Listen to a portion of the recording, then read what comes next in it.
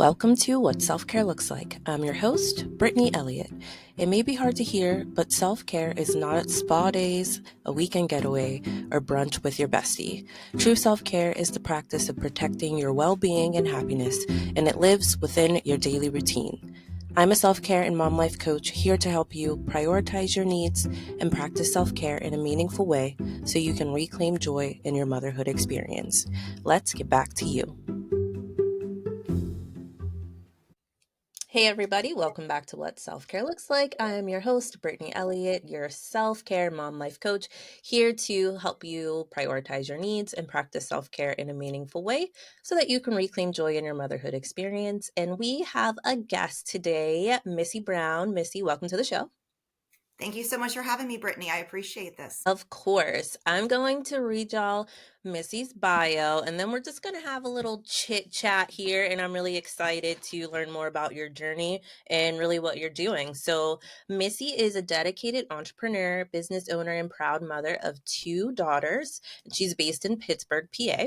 She specializes in special education staffing, marketing, and business development, passionately supporting her community through networking and collaboration. Missy is currently channeling her life experiences, mental health journey, and insights into neurodiversity into writing a motivational book aimed at inspiring others, which that's a really big deal, Missy. So can you tell us a little bit about like how that came about? Because that's a lot. No, I appreciate that. Thank you, Brittany, for asking. I have always wanted to write a book. I've had some wonderful experiences. I call that like the deja vu moments where it all just kind of comes together and you're like, oh, wow, like the awe moments in life. And just recently, I had a moment that was a pretty pivotal moment in my life that I came across an eagle that was flying through, a road that I was taking my youngest to school. And it was one of those moments where I couldn't believe I had seen an eagle. I was listening to a song on the radio that had the word eagle in it. That was a very spiritual song. And I said, okay, I have exactly what I need to write this book. And everything just started flowing. So I have been working on chapter after chapter, and I'm hoping to release that this year. So I'm excited. That's awesome. Well, congratulations, book writing, as I know. It's a huge accomplishment and it's a lot of work. And I think that it's really nice when things do when clarity comes and you're like, okay, I have everything that I need. And so now I can do this. And it just makes it feel, at least for me, it felt less like work once I had some clarity. Yes. And so speaking of work and journeys, can you tell us a little bit about your motherhood journey? Oh, no, of course. So, I actually have two children. One is 22 years old, and the other will be seven coming up. And it's amazing. They're 15 years apart. I always wanted to have two children. And yeah, 15 years apart is a big gap. Many say, wow, you're doing it all over again. You have a live in babysitter and all of these things that you hear. I couldn't be happier the way that God planned that. Honestly, I get to enjoy them both. They have their quirks, but we have a good time.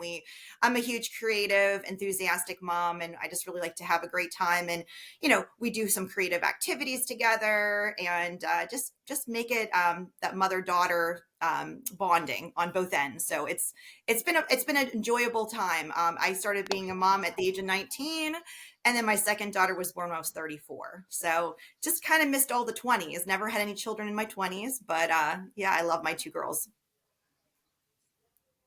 How was that for you, like from just your experience as a woman, just how you felt as entering motherhood at 19 versus at 34? Because you were completely different, I'd imagine, at those two stages. So can you talk a little about that?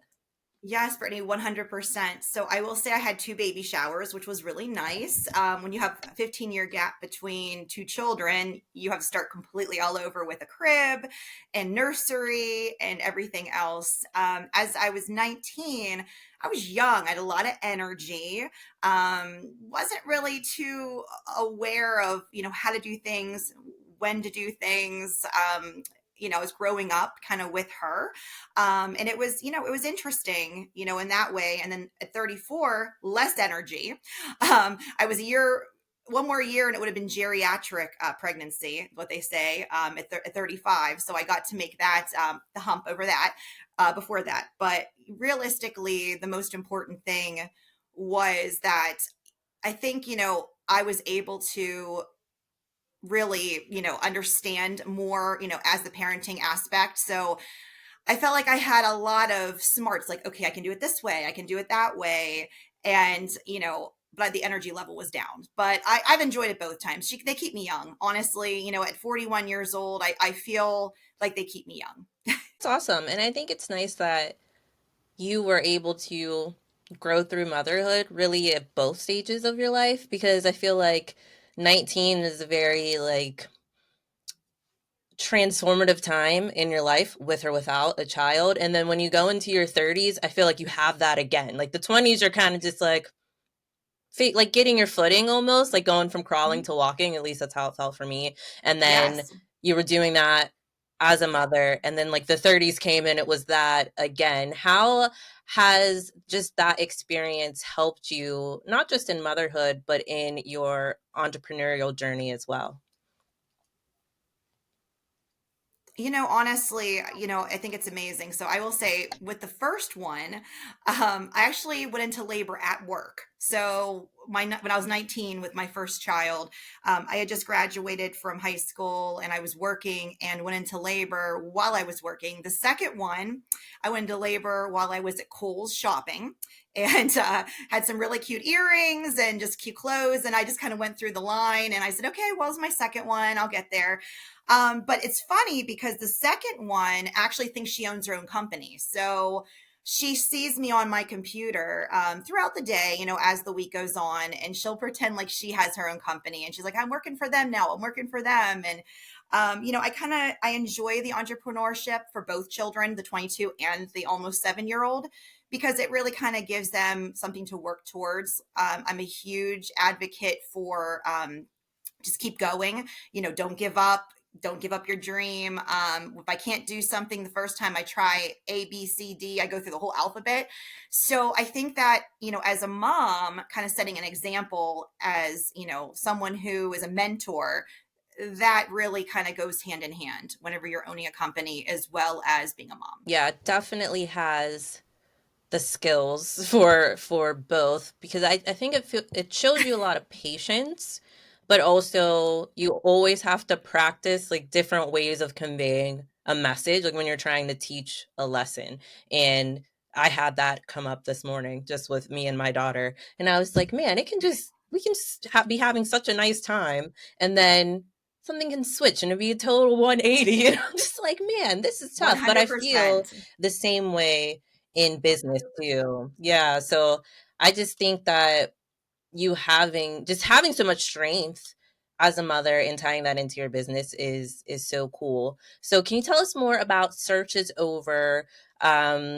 What launched that business for you, and how do you help people in their business? No, of course. No, I appreciate that. So, Brittany, it's hard, I think, in the economy that we're living in now, especially I think ever since COVID, I will go back to COVID.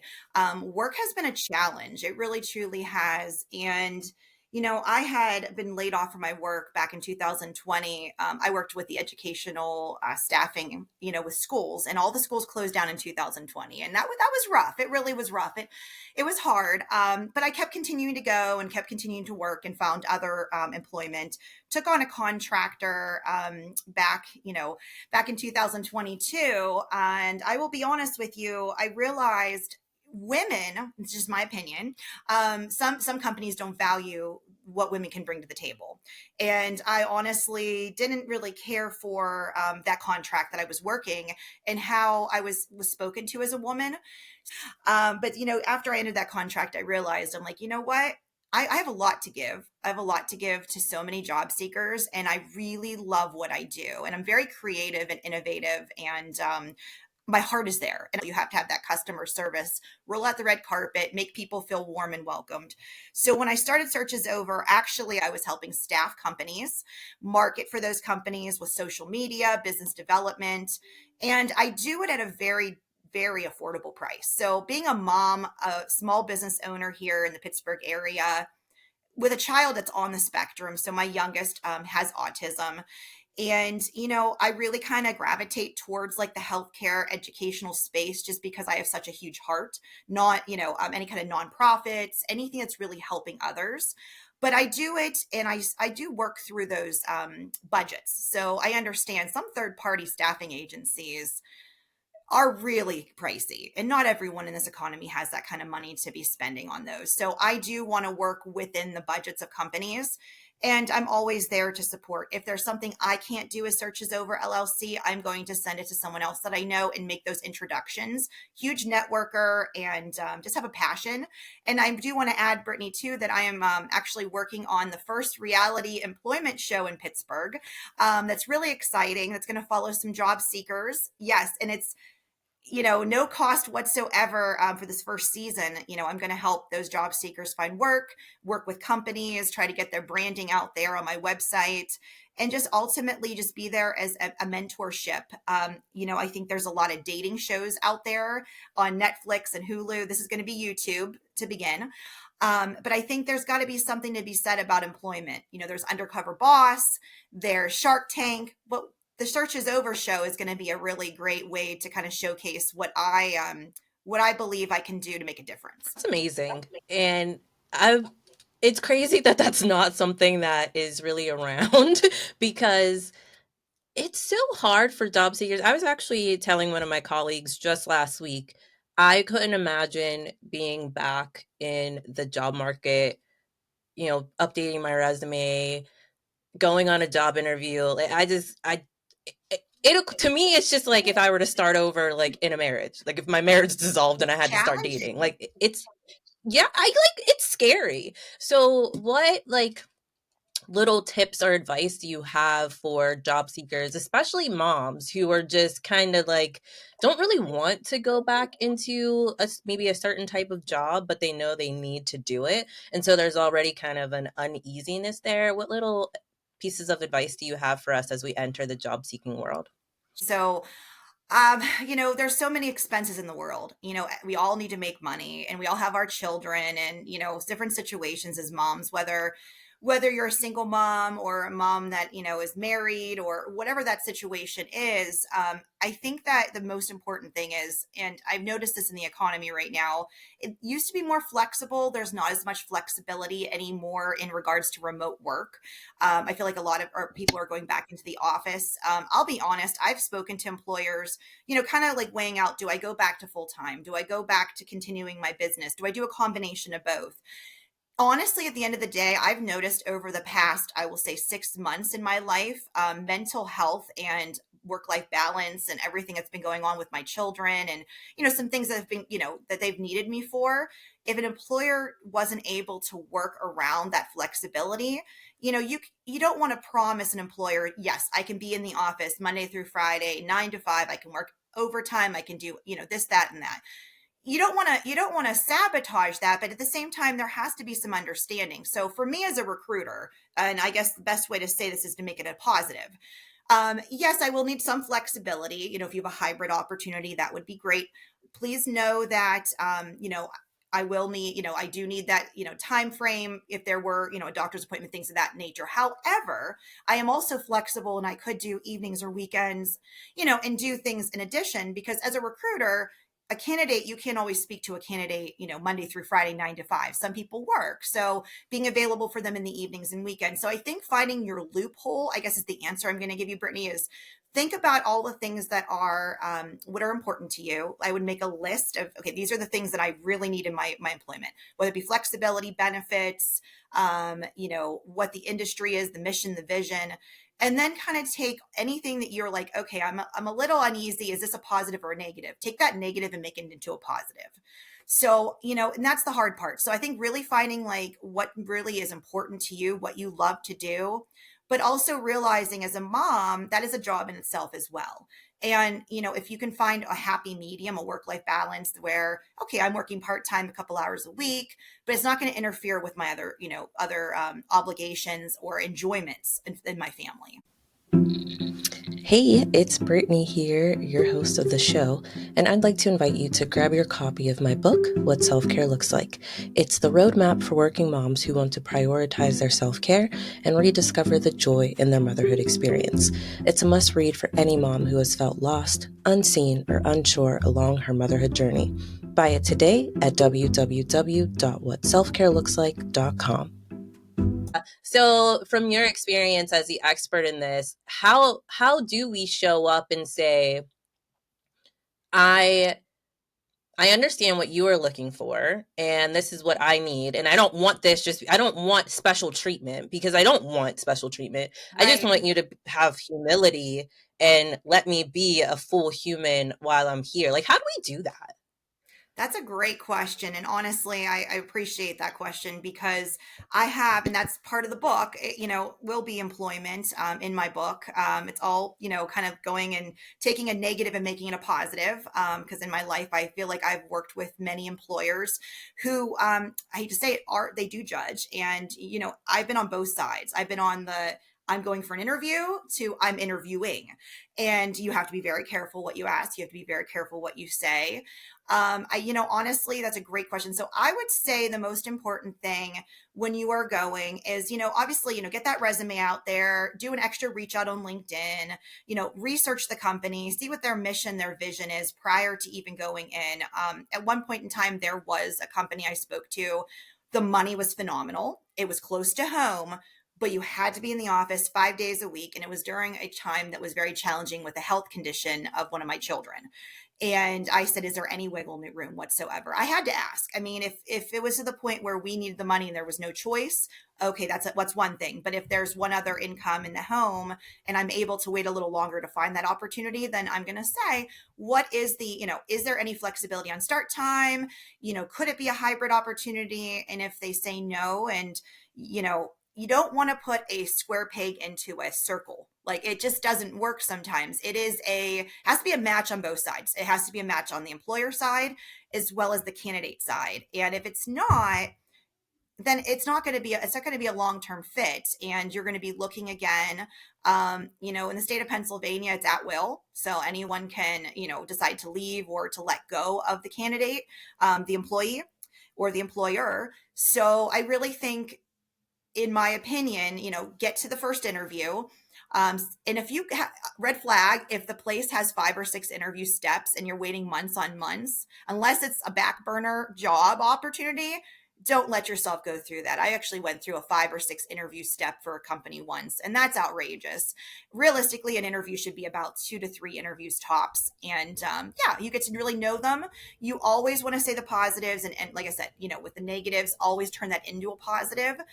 But just kind of get a feeling for, hey, how do you handle this? How would you handle that? Why are you looking to fill this position? Is it a new position? I guess kind of like get your questions ready, and you'll get a vibe from people. If they're standoffish or if they're happy, the atmosphere seems happy. If there's other moms, like you could see, let's say you go into the office and there's a bunch of kids on the desk, and they start talking about their children freely, like you'll get an idea. But I think it's more or less, be professional, be prepared, and just do your research is what I would say.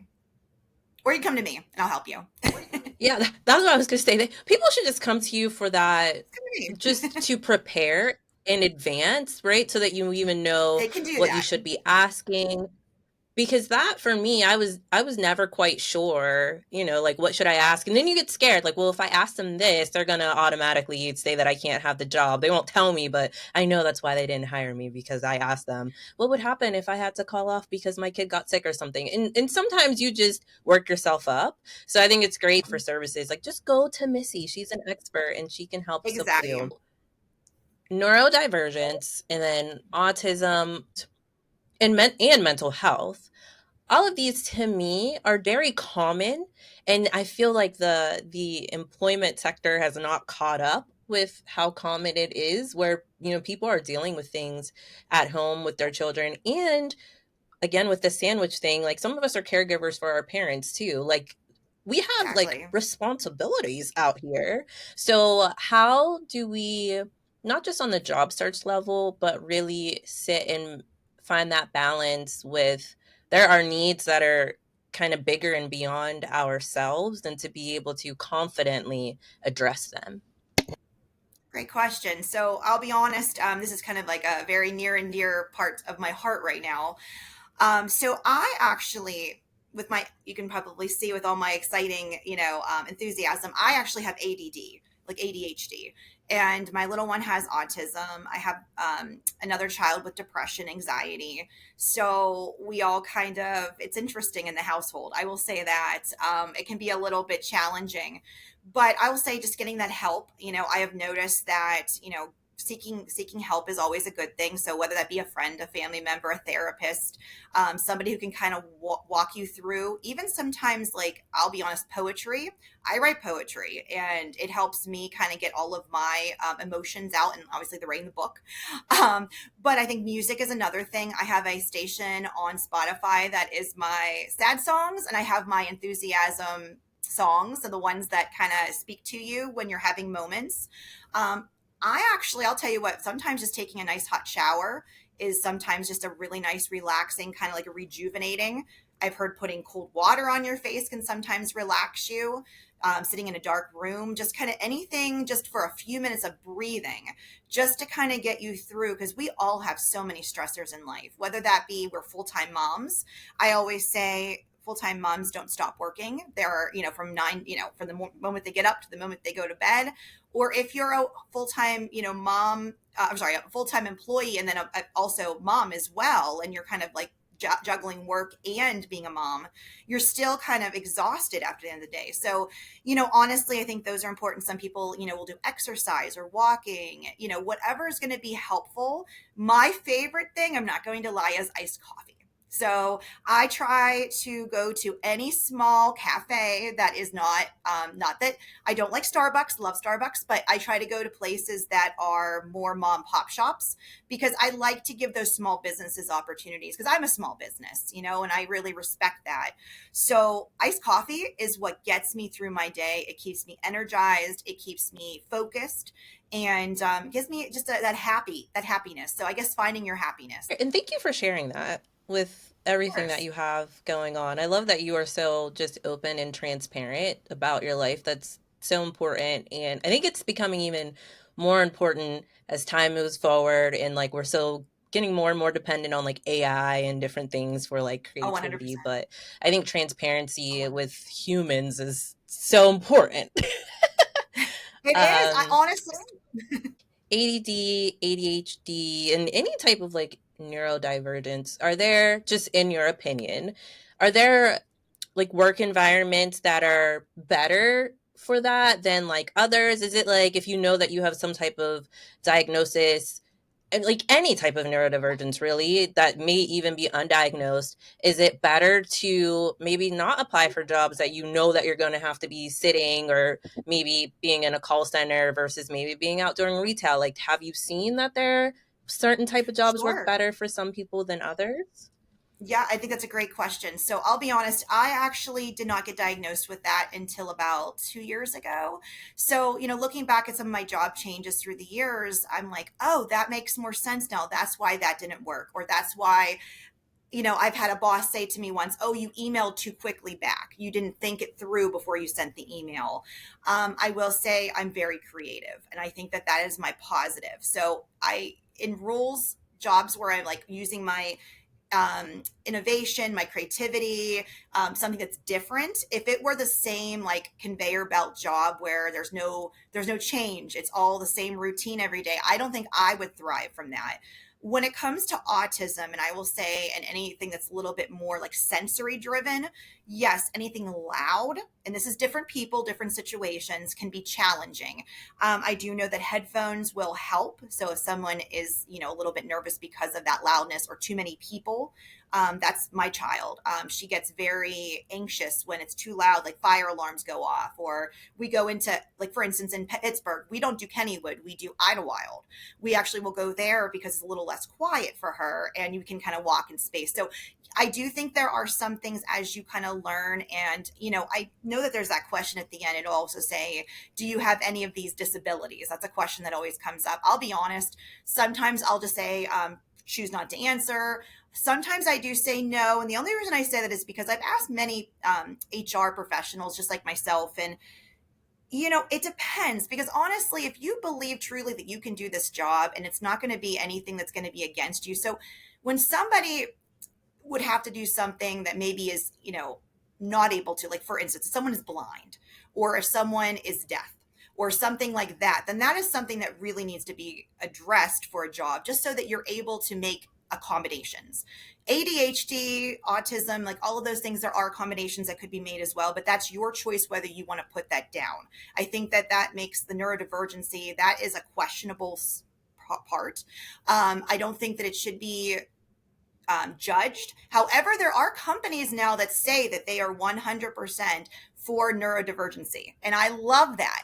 I absolutely love that. And I'm like, okay, now you feel like you can just speak on it like we are right now. You feel like there's no judgment. So I think it's really up to you and how you feel. If you feel it's really going to affect your work, then yes, bring it up. But if you think that something like, you know what, I just need to make list, like make list, color code list, set reminders, whatever that may be, that will help you in your career, not have to really disclose that to the employer, then go that route.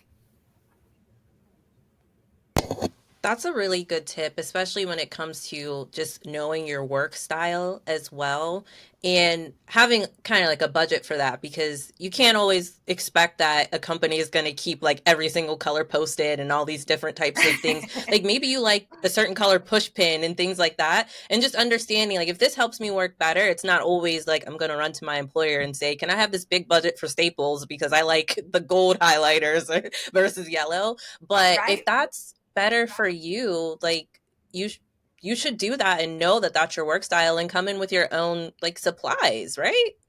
Correct. Yeah, and some of them are free too. So Phantom, I know Phantom is one that it will record as you do like a meeting, as long as you get the approval from someone during a virtual call. It takes notes for you. Or if you're someone who I know I'm a doodler, so I will write notes and doodle while I'm speaking to someone, but I'm also taking the notes. I will say too, Brittany, is that I've noticed that I don't know if you've ever seen the post-it notes that are on the computer now, the actual ones that they're color coded on your computer as an app. What I've noticed, this is what I've been doing recently, is typing my notes out there versus on paper because now I don't have to worry about writing, then typing, then doing this, then doing that for my notes. Then I take it and I copy and paste it, put it in Chat GPT, and then I make a Google Doc and I actually start like getting all my Google Docs together for different topics. So when I go back to like, screenshots or whatever that is to help me go back into my work and say, okay, this is how I do this, or this is who I should reach out to. All of those things are there. It's a little more streamlined and it's a little more like it's correcting your spelling, it's making things into a list that are more organized. So honestly, I think technology AI is just, I always feared it as a recruiter, I'll be honest, because AI does sometimes replace recruiters, but it can't always replace a recruiter fully because you miss that one-on-one contact and that support and the caring versus just a computer. But yes, I do utilize it. I get all my ideas, put it there, and then it just makes it a little more fresh and everything is more organized. That's a great tip. Thank you for that. That's a Of great course, process. my I've used pleasure. those sticky notes before in the past, and I love them. But I think it's one of those things that not everybody always knows what resources are just available at their fingertips. So definitely link up with Missy and join her because I mean you have so much expertise and so much knowledge that you're willing to give. I think you're such a great resource. So Well, before thank we you. close out with our final question, can you tell everyone where they can find you? Of course. So I am searchesoverllc.com is my website. My email is missybrown at searchesoverllc.com. I am on Facebook and LinkedIn. And I'm very excited to just, to be a part of this podcast today, Brittany. Thank you so much for having me. And yeah, I look forward to hearing from any other, moms or those who aren't moms even, anyone who just has any questions that I can be a support for. So thank you. Awesome. Thank you, Missy. And to close out our show, tell us, what does self-care look like for you now in the season of your life? Oh, wow. Okay. For me, as mentioned, the iced coffee, I know I will go once in a while to the coffee shops. It is expensive, so I can't do it all the time. So I have been buying some things to make at home and make my own iced coffee. I drink a lot of water as well. Still have a little bit of my chocolate here and there. I'm not gonna lie. And of course, eating some healthy fruits and some healthy things to kind of keep your mind sharp.